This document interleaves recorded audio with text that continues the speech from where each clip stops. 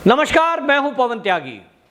NCP के नेता और महाराष्ट्र सरकार में मंत्री नवाब मलिक समीर वानखेड़े को लेकर आए दिन नए नए आरोप लगा रहे थे, लेकिन अब नवाब मलिक ने गंभीर आरोप देवेंद्र फडणवीस पे लगाया और उन्होंने कहा कि देवेंद्र फडणवीस जो है वो गोवा और महाराष्ट्र में ड्रग माफियाओं से मिला हुआ है और मिलकर के ये ड्रग का नेक्सस चला रहा है। उन्होंने आरोप लगाते हुए एक फोटो भी शेयर किया अपने ट्विटर हैंडल से। उन्होंने कहा कि एक जो है जगदीप राणा है जो कि 2020 से जेल में बंद है और वो एनआईए ने गिरफ्तार किया था, ड्रग के मामले में गिरफ्तार किया था, जो सबूत है कि देवेंद्र फडणवीस और उसके परिवार से कितने निकट के संबंध हैं। नवाब मलिक यहीं नहीं रुके, उन्होंने आगे आरोप लगाया और उन्होंने कहा कि देवेंद्र फडणवीस जो है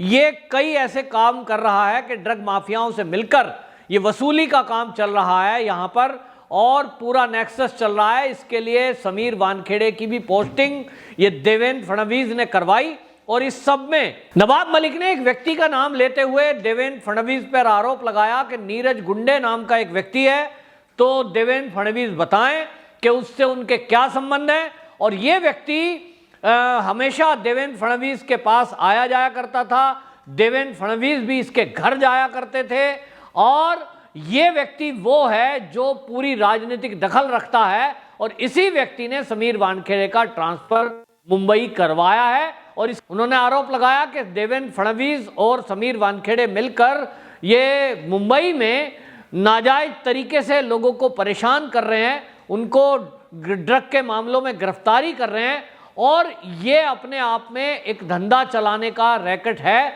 उन्होंने इसको जोड़ते हुए कहा, इस पर आपको बताएं, जैसे कि प्रतिक्रिया आनी थी, देवेंद्र फडणवीस ने इसका उत्तर दिया और उन्होंने कहा कि मैं दीपावली के बाद बम फोड़ूंगा, क्योंकि जो फुलझड़ी छोड़ी है नवाब मलिक ने उसका जवाब तो बनता है, तो मैं बताऊंगा दिवाली के बाद कि आतंकवादियों से किसके संबंध हैं। और जब पत्रकारों ने पूछा कि नवाब मलिक ने आरोप लगाया है नीरज गुंडे नाम का लेकर के और समीर जो ये जयदीप राणा नाम से आरोप लगाया है, इसके बारे में आपका क्या कहना है। देवेंद्र फडणवीस ने अपनी सफाई में कहा कि मुंबई के अंदर एक गाना शूट हुआ था चल चल चल मुंबई करके, और उसमें सोनू निगम और मेरी पत्नी दोनों ने वो गाना मिलकर के गाया था और उसको जो फाइनेंस किया था वो फाइनेंस करने वाला था जगदीप राणा, जिससे मेरा केवल उस गाने तक का संबंध था, कोई और घनिष्ठ संबंध नहीं। और दूसरी बात, वो गिरफ्तार हुआ है, तो अगर आप ये कह रहे हैं कि मेरे साथ खड़ा हुआ फोटो खिंचवाने वाला जगदीप राणा जेल में है और वो ड्रग का माफिया है और इसलिए आप दोषी हैं और इसलिए आप ग्रुप चला रहे हैं, तो उन्होंने नवाब मलिक को उल्टा घेरा कि तब तो आपके जो जमाई हैं, यानी जो दामाद है नवाब मलिक का, जिस तरह से उसके पास गांजा पकड़ा गया, फिर तो पूरी एनसीपी दोषी है, एनसीपी पूरी पार्टी मिली हुई है, ऐसा कहा जाएगा क्या। और इसलिए आपको बताएं, इसमें कोई दम नहीं है, लेकिन नवाब मलिक की इस बात का जवाब देना बनता है। और उन्होंने नीरज गुंडे नाम पर जो सवाल उठाया, इसको लेकर आपको बताएं, जो महाराष्ट्र में चर्चा है वो बाकायदा मीडिया ने भी वहाँ के, और मेरे जो मित्र हैं उन्होंने बताया, जब हमने खोज की कि ये नीरज गुंडे कौन है, तो पता चला ये नीरज गुंडे नाम का जो व्यक्ति है ये एक उद्योगपति है जो ये सरकार के बीच में तालमेल रखने के लिए भी 2014 में एक्टिव हुआ था और इसके संबंध देवेंद्र फडणवीस से ही नहीं,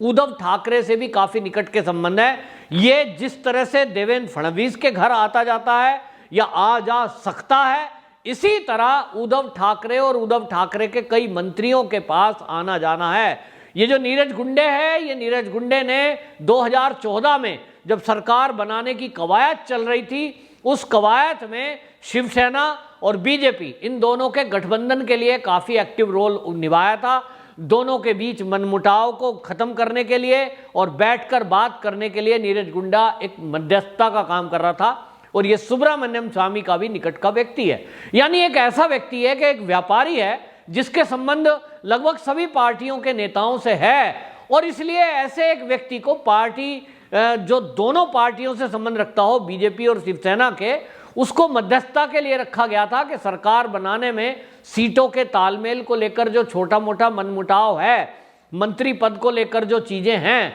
उसमें वो मध्यस्थता कर रहे थे। तो ऐसा व्यक्ति जिसके संबंध उद्धव ठाकरे से भी हो, नवाब मलिक आधी बात क्यों करते हैं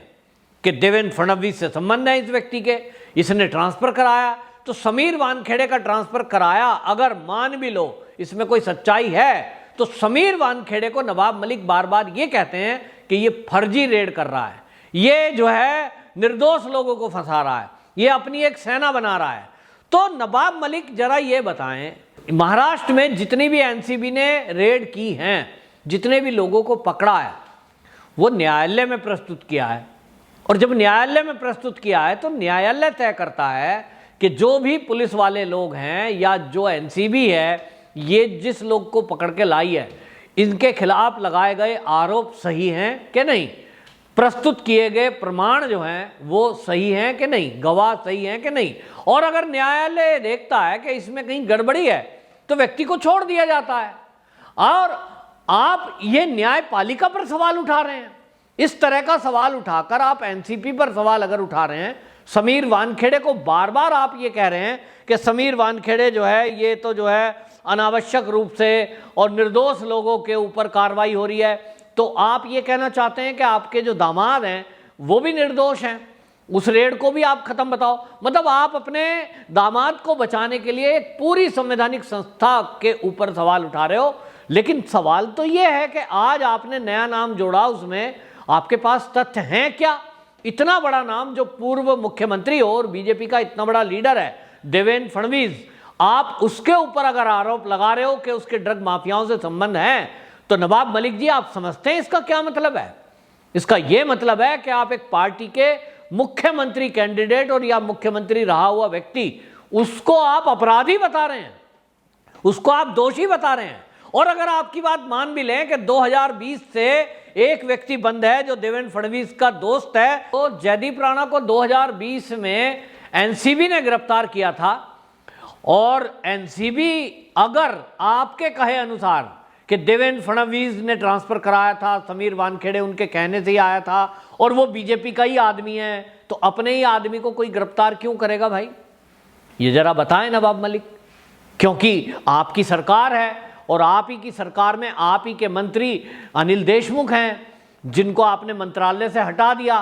वो फरार थे और उसके बाद भी आपने तो गिरफ्तार किया नहीं। तो किस तरह की बातें कर रहे हैं आप? दूसरी बात, आप बार बार एक आरोप लगाते हैं कि ये फर्जी जो एनसीबी गिरफ्तारी कर रही है, ये सब फर्जी कर रही है और देवेंद्र फडणवीस के ड्रग माफियाओं से संबंध है। तो नवाब मलिक जी, आपके अंडर में जो महाराष्ट्र की स्कॉटलैंड यार्ड वाली पुलिस है, उसको आप आदेश दो और वो आदेश दे करके आप जांच कराओ। तो जांच कराओ अपनी पुलिस से। क्या आज तक महाराष्ट्र की पुलिस ने कहीं कोई देवेंद्र फडणवीस के द्वारा चलाया गया ड्रग का रैकेट कहीं खुलासा किया है? नहीं किया। आपकी सरकार तो कब से चल रही है, आपकी सरकार के ऊपर उगाही के आरोप हैं, आपकी सरकार के ऊपर अपराधियों से संबंध के आरोप हैं, तब आप उन पर कार्रवाई नहीं कर पा रहे हो, तो आप इस तरह की बौखलाहट क्यों दिखा रहे हो? एक तरफ आप कहते हो समीर वानखेड़े ये बीजेपी का ही आदमी है, ये तो जो है शरद पवार कहते हैं, वो कहते हैं संवैधानिक संस्थाओं का दुरुपयोग बीजेपी कर रही है। दूसरी तरफ आप बीजेपी के ही कार्यकर्ता बता रहे हो, जिसको जयदीप राणा को, उसको कहते हो साहब ये गिरफ्तार कर रखा है, ये तो अपराधी है, ये ड्रग माफिया है। तो आप ये समझिए, इसका मतलब ये है कि भारतीय जनता पार्टी वो पार्टी है कि यदि कोई अपराधी क्यों ना हो, अपराधी है, उसके संबंध किसी से भी हो, चाहे मुख्यमंत्री स्तर के लेवल से हो, चाहे किसी केंद्रीय मंत्री के संबंध में वो रहा हो, यदि वो कोई गलत करता है तो आज की सरकार उसको जेल की सलाखों के पीछे भेजती है, और ये काम कर रही हैं केंद्रीय संस्थाएं। जी हाँ, क्योंकि एनसीबी केंद्र के अधीन आती है, अमित शाह जी के अंदर आती है, तो आपको तो बड़ाई करनी चाहिए कि अमित शाह जी के अंडर में आने वाली जो संस्था है, वो संस्था एनसीबी बिना शक्ल देखे वो ऐसे लोगों को भी गिरफ्तार करके जेल की सलाखों के पीछे डाल रही है जिनके संबंध देवेंद्र फडणवीस से भी हैं। तो ये तो अच्छी बात हुई ना कि जिनके संबंध उससे हैं उनको भी एनसीबी गिरफ्तार कर रही है। तब आप कैसे आरोप लगा सकते हो कि एनसीबी जो है वो गलत कर रही है, वो फर्जी रेड कर रही है? तो आप ये कहना चाहते हैं क्या कि ये जयदीप राणा जो जेल में बंद है ये फर्जी है? बहरहाल इतना तय है कि अब ये जो जुबानी जंग है अब ये सबूत और गवाहों पे चलेगी, क्योंकि जिस तरह का मीडिया में बयानबाजी नवाब मलिक ने की है, देवेंद्र फडणवीस पे आरोप लगाए हैं, समीर वानखेड़े पे आरोप वो लगा ही चुके हैं। अब निश्चित रूप से जिस तरह से ये कहा है देवेंद्र फडणवीस ने कि दिवाली के बाद मैं बम फोड़ूंगा और मैं ये बताऊंगा कि नवाब मलिक वो व्यक्ति है और उनके दामाद जिनके संबंध अंडरवर्ल्ड से हैं, तो इसका मतलब ये हुआ, और हमने देखा भी है कि नवाब मलिक के जो दामाद हैं वो ड्रग के मामले में अभी जमानत पर चल रहे हैं, और जिस तरह की बयानबाजी नवाब मलिक कर रहे हैं इससे सीधा सीधा लग रहा है कि वो समीर वानखेड़े को जो टारगेट कर रहे हैं उसके पीछे का मकसद यही है कि कहीं ना कहीं ड्रग माफियाओं को वो लाभ पहुंचाना चाहते हैं, उनका फेवर कर रहे हैं। नहीं तो इस तरह की बयानबाजी ना करते, और कोई कारण नहीं दिखाई दे रहा है। और जिस तरह से अंडरवर्ल्ड से संबंधों का खुलासा होने का अब देवेंद्र फडणवीस ने कहा है, तो निश्चित रूप से महाराष्ट्र की राजनीति में बड़ी हलचल मचने वाली है। और हमने ये देखा भी है कि महाराष्ट्र की जो राजनीति है, चाहे उसमें अनिल परब है, अनिल देशमुख है, ये सब वसूली सरकार चल रही है, और इस वसूली में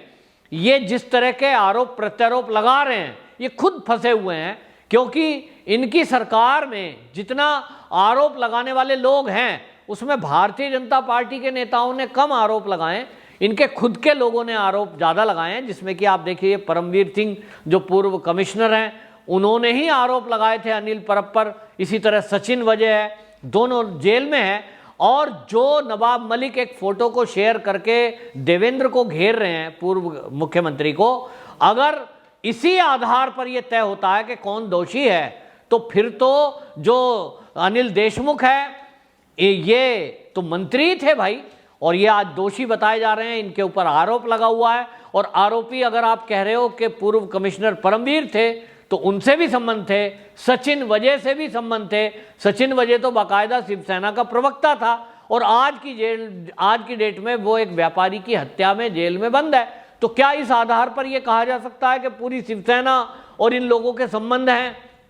तो ये सब खराब है, ये एक बेमतलब की बात है। लेकिन अब ये जरूरी हो जाता है, जिस तरह के आरोप प्रत्यारोप लगे हैं, अब इसमें केंद्रीय एजेंसियों को तत्काल कार्रवाई करनी चाहिए। और जो अब ये नेता एक दूसरे के ऊपर आरोप लगा रहे हैं, चाहे वो देवेंद्र फडणवीस पे आरोप नवाब मलिक ने लगाए हो या नवाब मलिक के ऊपर देवेंद्र फडणवीस ने आरोप लगाए हो, इनका खुलासा दिवाली के बाद होगा तो ये पता लगेगा कि दोषी कौन है। और जो भी दोषी हो, आम जनता चाहती है कि वो जेल की सलाखों के पीछे हो, चाहे उसके संबंध बीजेपी से हैं या एनसीपी से हैं। वंदे मातरम।